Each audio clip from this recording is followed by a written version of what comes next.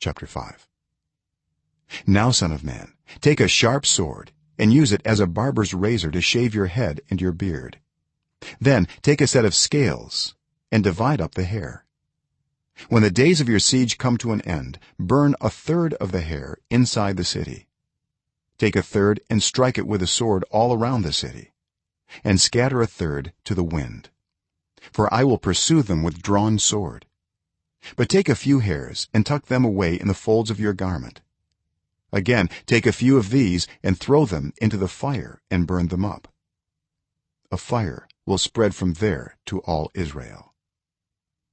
This is what the sovereign Lord says: this is Jerusalem, which I have set in the center of the nations, with countries all around her. Yet in her wickedness she has rebelled against my laws and decrees more than the nations and countries around her. She has rejected my laws and has not followed my decrees. Therefore this is what the sovereign Lord says: you have been more unruly than the nations around you, and have not followed my decrees or kept my laws. You have not even conformed to the standards of the nations around you. Therefore this is what the sovereign Lord says: I myself am against you, Jerusalem, and I will inflict punishment on you in the sight of the nations. Because of all your detestable idols, I will do to you what I have never done before and will never do again. Therefore in your midst parents will eat their children, and children will eat their parents. I will inflict punishment on you and will scatter all your survivors to the winds. Therefore as surely as I live, declares the sovereign Lord, because you have defiled my sanctuary with all your vile images and detestable practices, I myself will shave you.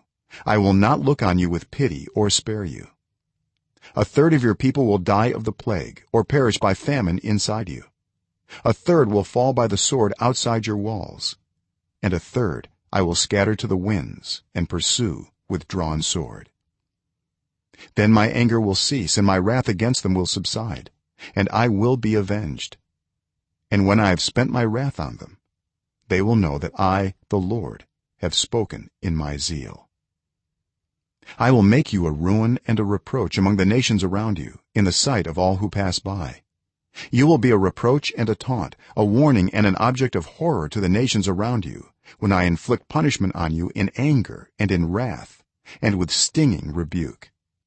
I, the Lord, have spoken. When I shoot at you with my deadly and destructive arrows of famine, I will shoot to destroy you. I will bring more and more famine upon you and cut off your supply of food. I will send famine and wild beasts against you, and they will leave you childless. Plague and bloodshed will sweep through you, and I will bring the sword against you. I, the Lord, have spoken.